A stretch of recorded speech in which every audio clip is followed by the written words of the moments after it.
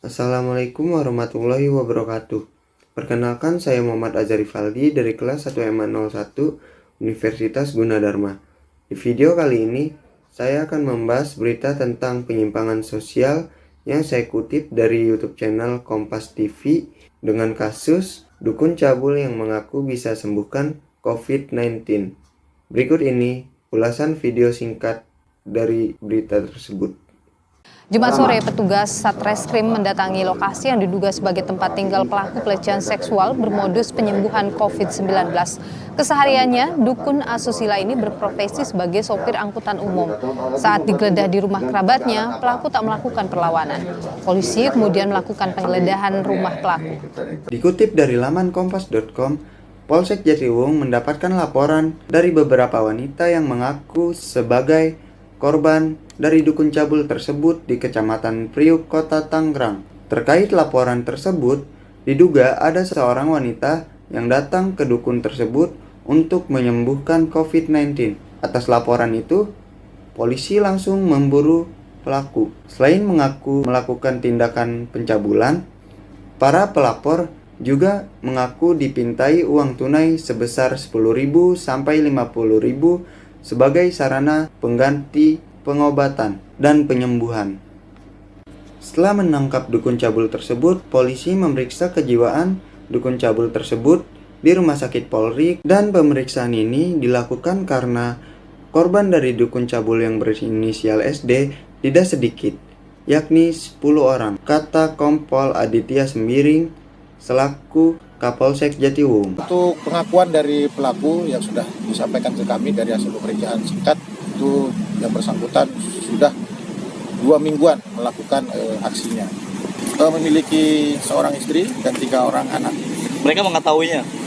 Untuk ini sedang kami dalami apakah dari keluarga mengetahui apa yang sudah dilakukan atau tidak. Kasus ini merupakan penyimpangan sosial sekunder karena dilakukan oleh pelaku secara berulang-ulang sampai korbannya melaporkannya ke pihak kepolisian dengan tindakan penyimpangan seksual, sehingga dukun cabul COVID-19 ini ditangkap oleh pihak kepolisian dan mendapatkan pasal tindak pidana, yakni kurungan penjara. Teori penyimpangan sosial ini merupakan teori labeling karena perilaku tersangka adalah penyimpangan seksual atau pencabulan. Dan sudah pasti di saat ia keluar, ia akan mendapatkan label ataupun cap negatif dari masyarakat, yakni dukun cabul. Berikut merupakan penyebab terjadinya kasus ini.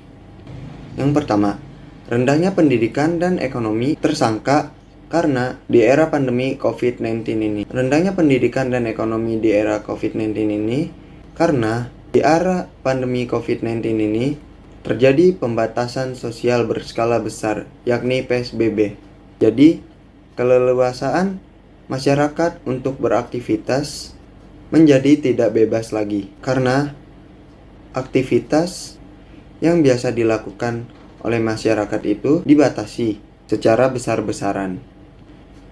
Jadinya, profesi sehari-hari dukun cabul ini juga dibatasi, yakni penumpang angkutan tidak boleh berhimpit-himpitan seperti biasanya.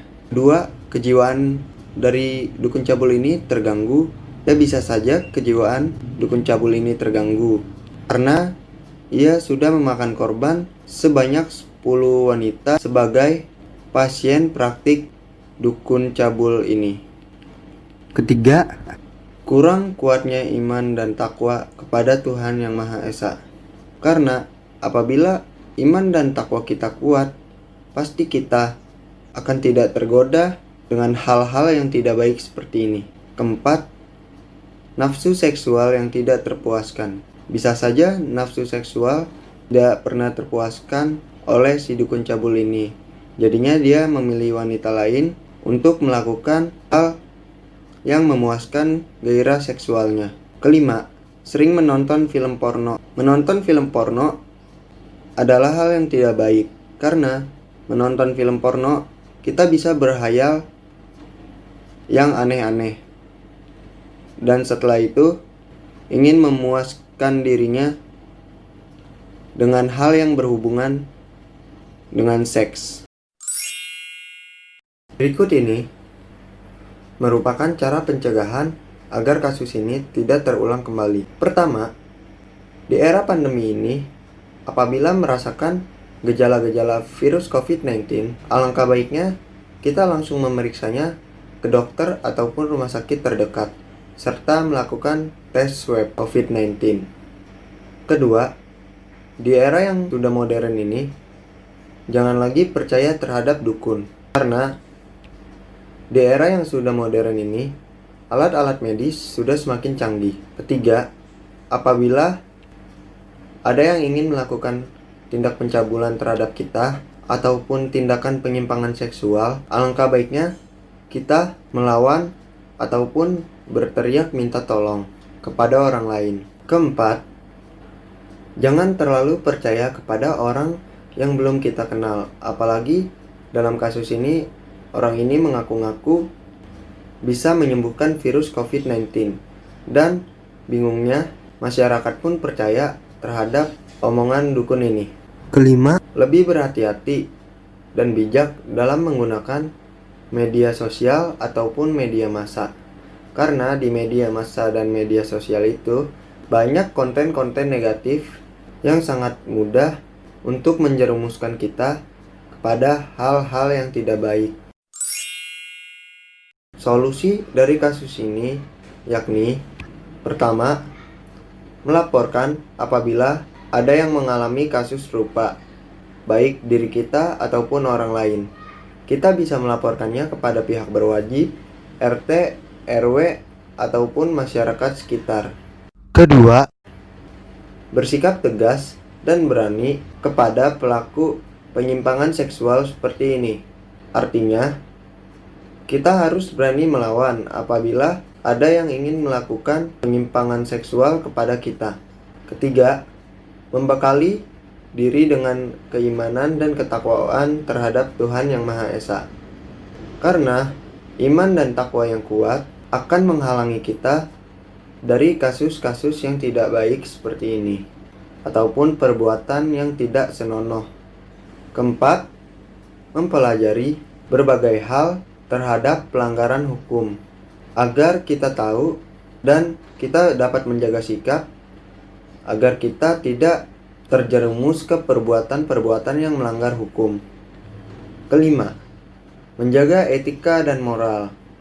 Karena apabila etika dan moral kita dijaga, maka kita akan terhindar dari perbuatan-perbuatan yang melanggar hukum seperti ini. Keenam, memberikan hukuman berat terhadap tersangka penyimpangan seksual seperti ini. Sekarang di Indonesia, Undang-Undang Kebiri terhadap pelaku penyimpangan seksual sudah diresmikan pada tanggal 7 Desember 2020 dalam PP nomor 70 tahun 2020 yang mengatur hukuman yang menjerat kasus pencabulan terhadap anak. Alangkah baiknya hukuman kebiri ini bisa ditingkatkan menjadi hukuman yang menjerat terhadap tersangka pencabulan terhadap siapapun. Seperti itulah penjelasan berita tentang dukun cabul yang mengaku-ngaku bisa menyembuhkan virus COVID-19. Saya Muhammad Azhar Rivaldi, kurang lebihnya mohon maaf. Wabillahi taufik wal hidayah. Wassalamualaikum warahmatullahi wabarakatuh.